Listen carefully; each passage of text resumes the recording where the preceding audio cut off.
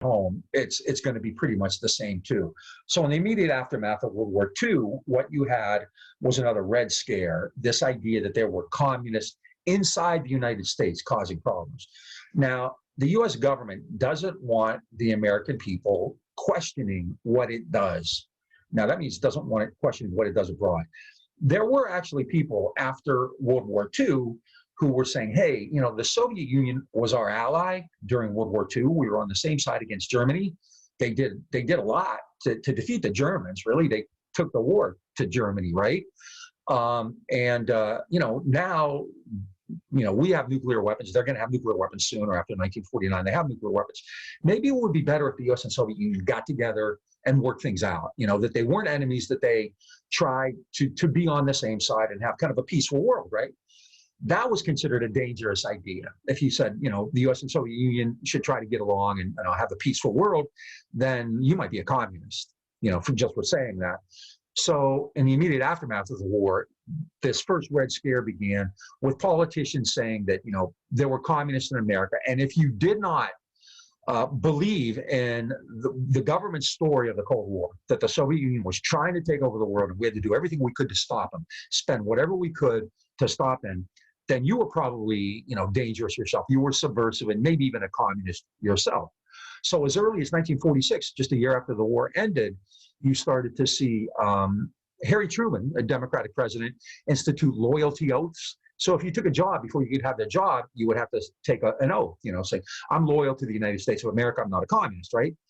Which is kind of funny, right? Because there were a lot of people who believed in freedom and liberty, kind of, you know, like strict First Amendment type people who refused to take that loyalty oath.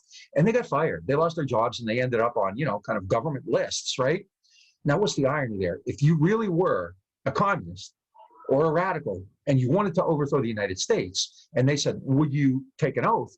Of course you would, because you're trying to overthrow the United States. So the only people who refused to take the oath and got in trouble were people who just believed in the First Amendment, you know, and free speech and liberty and stuff like that. So it's kind of, you know, it's a domestic political ploy at first. It's not really because the United States is under threat at home. There are some communists in the United States, not many. You know, the United States by 1950 had a population of 150 million, all right? So the idea that there are communists in the US who are going to overthrow the government is insane. It's laughable, right? And they know that. The people in charge of the US government know that. But what they want to do is make sure that people don't cause problems in other areas. And we'll get to that in a second, because what the Cold War comes to mean, just like abroad when the US government said, well, these governments are nationalists or neutralists, but we're going to call them communists, and we're going to say they're threats. Well, in the United States, at home, there are going to be groups who want to create a different or a bigger version of democracy. And so the United States is afraid of democracy, of expanding democracy. And those groups will include African Americans, labor unions, women, people in Hollywood. And so rather than say, we don't want to create the kind of democracy you want, to give African Americans all these civil rights and liberties and equality, and we don't want women to, you know, have these ideas about being equal, and we don't want labor to get too, you know, kind of aggravated and try to go on strike and things like that. Well, you can't really say that. So instead, what do you say? Well, they're communists, right? There's communists in the United States, and we have to do something about it, right? So that's kind of the background for the Cold War at home, and we're going to talk about that now, okay? And this is important, all right? There's another Red Scare, and for the most part, and I'm sure you've heard this phrase before, we often refer to this period, it's described by the phrase McCarthyism, or the idea of McCarthyism. This is Joseph McCarthy, who was a senator from Wisconsin. McCarthy, he's a symbol of McCarthyism. I mean, he's a symbol of this Cold War at home. There's more to it than him. In fact, even before McCarthy started his hijinks, which I'll talk about in a minute, a lot of people, including Richard Nixon, who would later become president, were already playing this. In 1946 and 1948, Richard Nixon ran first for the House of Representatives in California and then for the Senate. And both times he accused the people he was running against, liberal Democrats, of being either communist or pinkos. If you ever heard somebody called a pinko, that means that they're kind of communist light. Communists are reds, so if you're not a full-on red, if you're not a full-on communist, you're close to it, you're pink, all right? So Nixon did that even before McCarthy. But in 1950, McCarthy's a senator from Wisconsin. McCarthy's a nut. He claimed that he was a tail gunner. Joe was his nickname. He claimed that he was this fighter pilot in World War II. He shot down all these enemy aircraft. He made it all up. He was an alcoholic. He was a morphine addict. Really messed up guy. And he was giving a talk in 1950 in Wheeling, West Virginia, and he holds up a piece of paper, you know, kind of like this. And he says, on this piece of paper, I have the names of 250 Americans who work in the Department of State, work for the U.S. government, and they are communists. And afterward, people, you know, reporters and others said, well, who are they? And he said, well, I can't show you the names, right? And then a couple of weeks later, he was giving another talk, and he did the same thing. And this time it was like 148 names. And then a few weeks later, it was 45 names. And it kept changing, but he would never show anybody, you know, the list, you know. And instead of just saying, look, this guy's nuts, he's drunk, the media kind of played it up.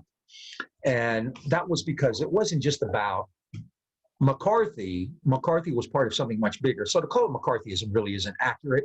McCarthy's one part of it, and he's kind of the most public part because he's a spectacle. It's good theater, right? It's a, you know, it's like, oh, there's McCarthy again. He says all kinds of outlandish, crazy stuff and makes all kinds of outlandish, crazy claims and comments. And, you know, he's very adversarial. And I think you know where I'm going with this. So, but it's way bigger than that, right? Much of this McCarthyism and the whole kind of idea that there are communists in the U.S. came out of the Chinese Civil War, which I mentioned earlier. Remember, I said that everyone in the United States who was an expert on China knew that the communists were going to win that Civil War. When Mao Zedong spoke, no dog barked. Yet the United States continued to support Jiang Jiechi, and they lost. When the war ended, conservatives said, well, the only reason Jiang Jiechi lost, it wasn't because he was so unpopular. It wasn't because the Chinese communists represented the Chinese people more and better. It was because inside the United States, all of these people criticized Jiang Jiechi, and Harry Truman refused to support the Chinese, which is ludicrous. The United States government sent billions of dollars to the Chinese of the Kuomintang between the late 1930s and the late 1940s. Didn't matter. When the communists won the Civil War in China, then inside the United States, conservatives and people in the media blamed Harry Truman. It was Truman and the Democrats who lost China. The implication there being that they owned it to begin with, but it was completely wrong. I mean, the Chinese didn't become a communist country because the United States did not support the Kuomintang, not at all. I mean, it was just that Mao Zedong was more popular, better organized. The communists represented the Chinese people far more than the Kuomintang, but it didn't matter. So now inside the United States, you have to be careful because now you can be accused of being a communist. And this is particularly important for labor unions. During World War II, and this is kind of like World War I, workers essentially made a deal that they would work hard, work as many shifts as possible, not go on strike, not cause problems, not demand pay increases, but then they'd be taken care of later, right? By 1944, workers are starting to get kind of frustrated. They haven't been getting pay raises, there's rationing at home. So by 1944, 1945, you start to see a lot more strikes going on. By 1946, you have one of the biggest strike years in the 20th century. Because of that, Congress people, mostly Republicans, but some Democrats as well, began to go after labor. Their argument, their concern was that labor was becoming too radical. They wanted to create new unions. They were going on strike. So in 1947, Congress passed the Taft-Hartley Act. The Taft-Hartley Act was the most anti-labor law of the 20th century. It kind of undid some of the stuff that had happened with the Wagner Act about 12 years earlier. The Taft-Hartley Act made it harder to organize unions. It made it easier for the government to break strikes. And it sent a clear message to unions, to workers, to labor, that if they asked for too much, then the government would say, you're communist, and go after them, right? So under this umbrella of the Cold War at home, and the idea that there are communists all over, the United States government, Congress, and businesses which funded the Taft-Hartley campaign, were able to impose these new laws, making it way harder for workers to organize unions, to get better wages and things like that. Now, labor did well in the Cold War because the economy grew, and we'll talk about that later. The economy grew so much. Remember, 6%, 50% of the wealth. The workers, in good industries and key industries like steel and autos and things like that were well paid.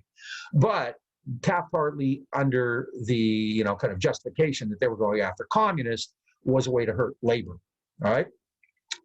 One of the big issues of the time also was another way that the Cold War at home was waged was by accusing people of being disloyal. Like kind of as part of the who lost China argument, people who questioned the United States were considered to be disloyal. And they even had kind of a showcase trial about that, involving these two people, Julius and Ethel Rosenberg. Julius and Ethel Rosenberg, in fact, were communists, and they, in fact, had contacts with the Soviet Union. After World War II ended, they were arrested because the U.S. government said that they had gotten information about the U.S. atomic bomb and given it to the Soviet Union. So they were accused of being spies for the Soviet Union. They had contacts with the Soviet Union. They were communists. It's still not clear whether they had any information about the bomb. If they did, it was information that the Soviet Union already had. And they really had nothing to do with the Soviet Union developing its own atomic program. However, it was perfect for the government, right? Because now you can say, look at these two people. They betrayed the United States, and they're spies. They tried to help the Soviet Union gain atomic weapons, which could have been used against the United States.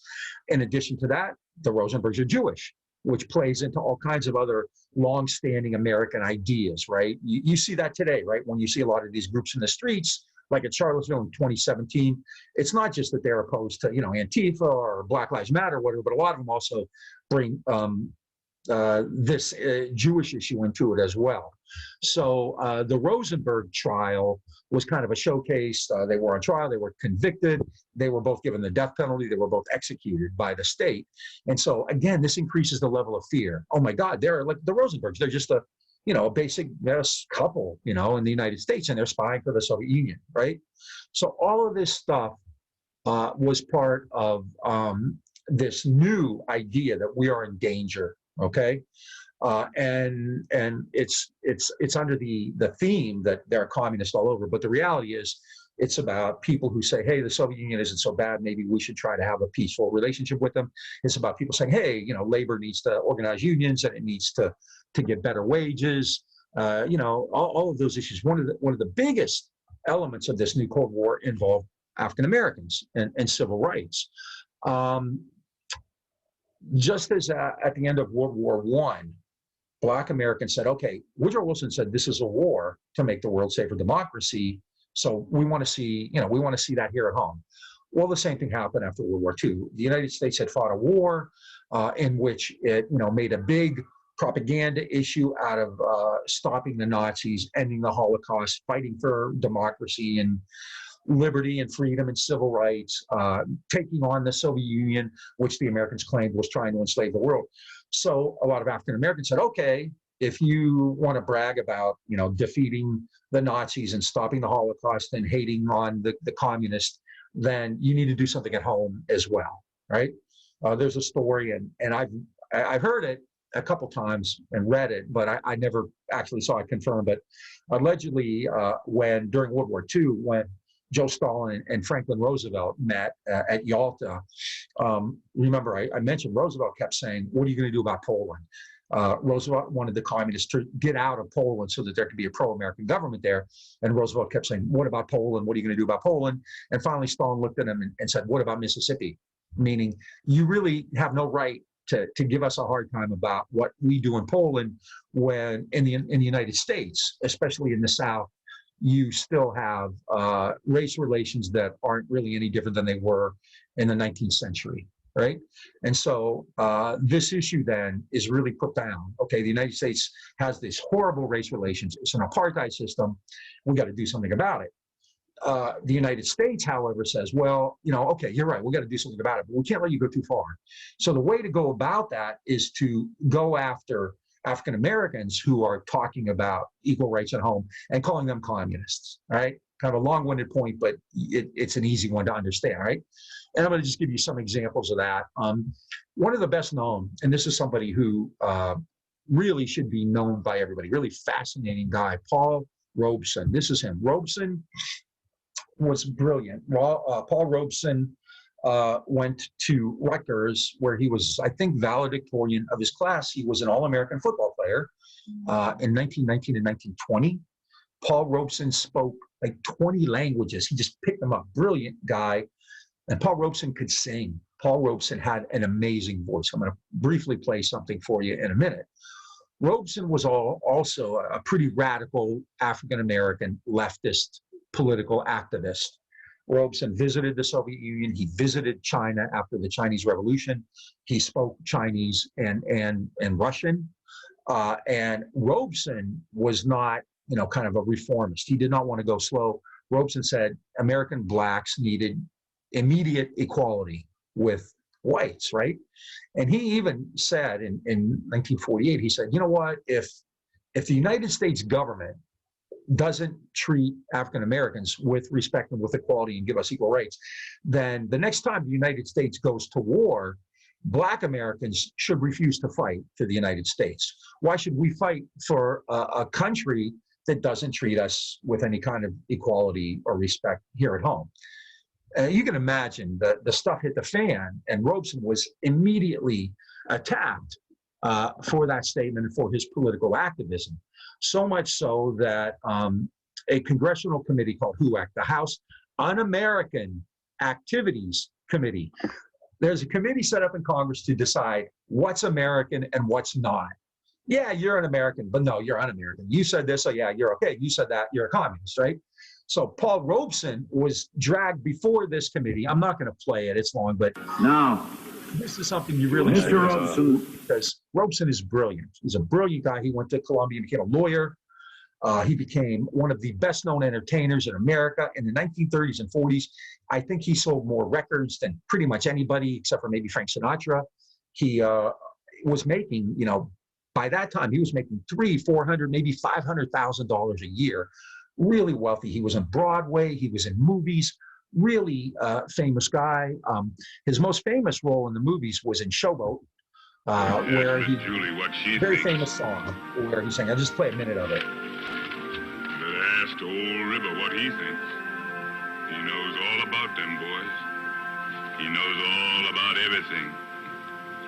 There's an old man called the Mississippi. That's the old man that I'd like to be. What does he care if the world's got troubles?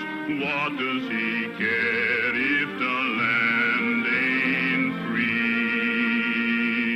Old Man River, that old man River, he must know something, but don't say nothing. He just keeps rolling. He keeps on rolling along. He don't plant taters. He don't plant cotton. Them that plants them, he soon forgotten. But old man River, he just keeps rolling along. You and me, we sweat and strain, body all aching and racked with pain. Tote that pot, lift that pail, you get a little drunk and your land's in jail. I get weary and sick of trying. I'm tired of living and scared of dying. But old man River, he just keeps rolling along.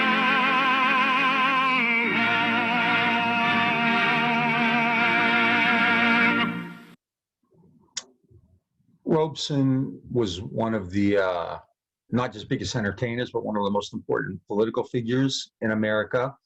And he used his music as a way of kind of getting political messages across. And that song, which is really famous, for instance, he as he got older, he would change the lyrics. So at one point where the song goes, that's really a racist song and a very racist showboat, where he says, you gets a little drunk and you lands in jail.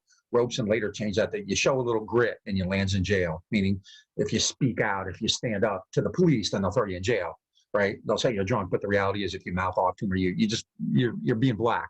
And so the police will go after you. At the end where he says, I'm sick of living and scared of dying, he changes that, I must keep fighting until I'm dying.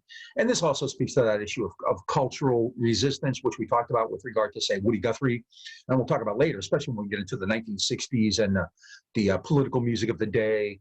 And then, from that point on, you have things like punk in the 1970s, rap in the 1980s to today. And you have all kinds of, music and political movements are often intertwined, and Robeson was part of that, right? So what they did to Paul Robeson was they took his passport away from him. The government called him a communist. Theaters and movie producers quit hiring him. By 1951, this guy, who was one of the most famous entertainers in America, he was a Broadway star. He sold tons of records. He made a lot of money. By the 1950s, the government had destroyed his career. He's making a few $1,000s a year at most. He wasn't able to leave the country because the government, to this day, I think, Robeson had his passport. He's a U.S. citizen who they took his passport away, so he couldn't travel abroad.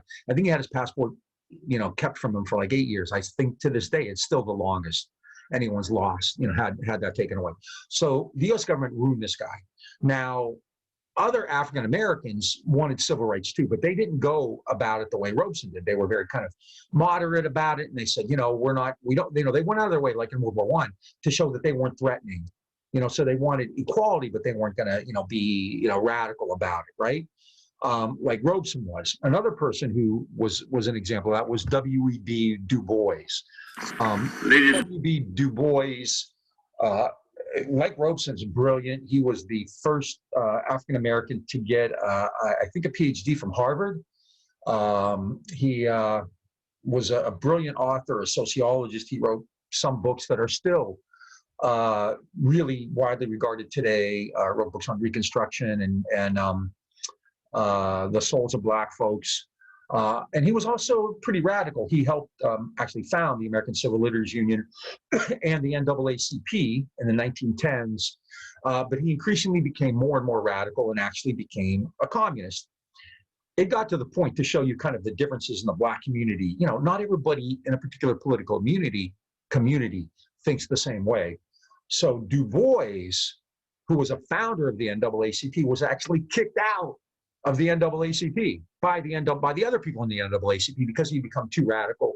He had become an advocate of socialism and of communism. I'm not going to play it. It's 34 minutes, but you really need to listen to this to get some sense of what I mean.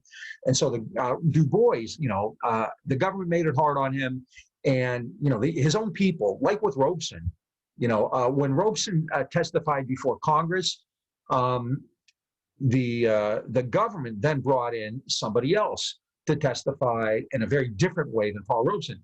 Maybe the only African American in 1949 more famous than Paul Robeson. The government brought in, if you're a baseball fan, you'll definitely know this name. The government brought in Jackie Robinson. Now, Jackie Robinson was very proud and pretty outspoken. But they brought Jackie Robinson in to say, oh no, Robeson is too far out. Black people don't we don't really believe the things he does, especially when he said, if there's a war, we're not going to fight. So the government brought in Jackie Robinson to denounce Robeson. They removed his passport. They destroyed his career. They made life difficult for DuBois. The NAACP made life difficult for DuBois. DuBois left and spent his last years in Ghana, in Africa. All right. So again, this is domestic containment. And in these cases, what the U.S. said is these people are communists. What they were, DuBois did advocate. I don't think he was a member of the Communist Party, but the reality was DuBois and Robeson and others, including Martin Luther King, were called communists. There was a labor leader named Harry Haywood. This is Martin Luther King. This is his lawyer, Stanley Levinson, who was in the 1930s a Communist Party member. So in all of these cases, the real issue for Robeson, for DuBois, for Haywood, for Martin Luther King, and for many others, and this goes all the way through the 1960s during the Civil Rights Movement, was that their issue was civil rights, equality for African Americans in the United States. However, the United States, which understood it had to do something about that, but didn't want to go too far. So the United States, instead of saying, well, we're not going to give black civil rights, didn't want to come right out and say it. You know, it's not 2020 where you kind of come out and say that. So in those days, what they did is say, well, these guys are communists. So that issue that we've already seen abroad with our Benz and with Mossadegh and with all kinds of people, you know, Allende and Sukarno and others, was at play in the United States also. It occurred with labor, you know, all these labor unions are communist. It occurred with African Americans, all these African Americans are communists. And that's a way to prevent them from creating a different and bigger version of democracy at home, a version of democracy that would have more rights for labor, more rights for unions, more rights for African Americans, all right? And then there's one more group I'll talk about, and then we'll break for this. It's women. Now, it's not quite the same. Women were not as politically active, say, as labor unions or African Americans were. But the issue here was that during World War II, 16 million Americans were in uniform. They were in the military, and obviously most of them are men. So women, for the first time, began to work in jobs where they were never able to work before, especially in factories. You've probably all seen the famous, I should have had it up here, the image of Rosie the Riveter. So a lot of women went to factories and began working where they were paid way more than they'd ever been paid before. And they were kind of given a level of independence that they never had before. But when the war ended, these women were expected now to quit those jobs so that men could get them and they go back home. And this is also when the baby boom began. You know, when you hear, you know, okay, boomer, right? The baby boom kind of begins right and immediately after World War II, like around 1946, and it goes through, you know, around 1960 or so. So women were expected to go back home and quit working in the factories and, you know, have kids and be part of, you know, you know, the American dream, right? You have kids, you get married, you have kids, you have a house and all that kind of stuff. Women, and this has always been the case in U.S. history, women were considered to be like the moral guardians of the United States. If anybody was going to stop communism from coming to the United States, right? And the idea that America was going to become communist is insane, but this is what they were doing to scare people. So the first line of defense would be women, because women run the home, right? And it was going to be up to women to make sure that their husband didn't join the Communist Party or that their kids didn't hang out with communist friends and that they didn't, you know, take summer vacations in the Soviet Union or anything like that, right? And so women were given this message. You have to be, you know, good wives, good mothers, take care of your husbands, make sure they stay out of trouble, take care of your children, raise them in a good patriotic way, right? And this is an example. This is from a textbook for high school girls in the 1950s, right? And look at the lessons. Have dinner ready, you know, touch up your makeup, clean the house before your husband gets home, take care of the children, you know, make sure they're clean, you know, keep the house quiet, don't complain. If, you know, if he's late for dinner, count this as mine, or his problems are worse than yours. Make him comfortable. Let him talk. There's another one. This is a different one. There's another one that says, if he doesn't come home at all that night, don't question him about it in the morning because he has problems and it's just none of your business anyway. So this is the message that young American women and American girls in high school were getting in the 1950s, right? You know, just do whatever this guy says, submit to him. It's like being on the Supreme Court justice today, right? And you know, the country will be safer that way, okay? And so this is part of it. It's not necessarily that these women, they become communist, but they don't want them getting these ideas about going to work and all that kind of stuff, right? Women in the workplace are considered, you know, kind of a threat to men. And, you know, popular culture reflected that too. One of the best known shows at the time was Leave It to Beaver. You may have seen that. You've probably heard of it, which is, you know, this kind of suburban household, June and Ward Cleaver. Ward goes to work. He comes home. June takes his shoes off and, gives them a drink and just does everything, right? And there's a little clip from that, if you want to see it, right? So in the 1950s, then women were part of this domestic Cold War too, not necessarily, in the same way that Paul Robeson or labor unions were. They weren't considered a threat, but they were vital in the sense they had to be there to make sure that the country remained the way it was. The country had to be stable. The roles that had been established, men and women, blacks and whites, had to be retained. It was going to be a country where we had to retain white supremacy. We had to retain these kind of male ideas of men being in charge, right? And so that message was always sent at women in things like textbooks and advertising. Take a look at these. I'm not going to go over them, but these are ads from the 1960s, all of which show women in a submissive role, right? Serving breakfast or, whatever. Don't get caught in her web. Don't let, wear the right use the right toothpaste so you don't lose your guy, and all that kind of stuff, right? If your husband, the guy spanks his wife for using the wrong coffee and stuff like that, right? It's kind of things that you probably wouldn't see today, okay? So all of these things are part of what we call the domestic Cold War, the Cold War at home, domestic containment. The idea here is that, like abroad, that communists are going to take over these other governments. Now, they use the same rhetoric inside the United States. So Robeson's a communist, and the labor unions are full of communists. In fact, there was one major union, the CIO, the Congress of Industrial Organizations, which did have communists who were really good organizers. And what happened, because of government pressure, government didn't force them to do it, but because of government's rhetoric and things like the Taft-Hartley Act, the CIO and other unions got rid of their own members and their own staff members who were communists. They just fired them. Universities got rid of professors. The government didn't come in and say, you have to get rid of that professor. The universities got rid of professors for being subversive or being anti-American or whatever. So essentially, if you went in there and you told the truth, if you told the truth about American history, and this is a big issue because we're hearing this right now. Trump wants this commission on U.S. history. He's attacking people who teach Black history and the 1619 Project and Native American history and things like that. He's going after people who question whether Columbus should have a holiday in his name. This is exactly what happened after World War II.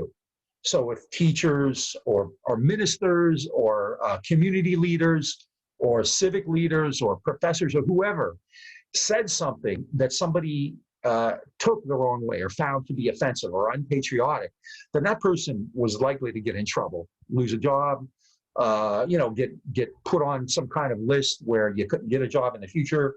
It was a really frightening time. Now, people who defend this often say, well, McCarthyism didn't really affect that many people. A few thousand people actually lost their jobs or got put in, got in trouble. The Communist Party was outlawed. And again, you may think, oh, that communists, who cares? But the Communist Party wasn't committing acts of violence. The Communist Party was outlawed because of the ideas, the words, not because of anything it was actually doing, right?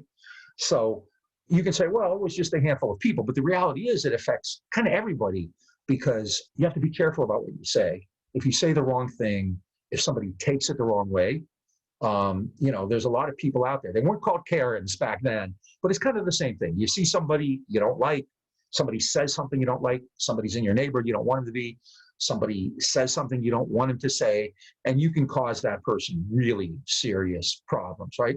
That's domestic containment. That is the Cold War at home. It is overwhelming, it's comprehensive, and it is a way to make sure that Americans don't go too far outside the lines, that they stay safe, they don't question the government, they don't challenge the government, they don't want higher wages, they don't want unions, they don't want African-American equality. Women don't want to stay in the workplace. Women understand that their role is to go, get married and have kids and live in the suburbs and all that kind of stuff, right?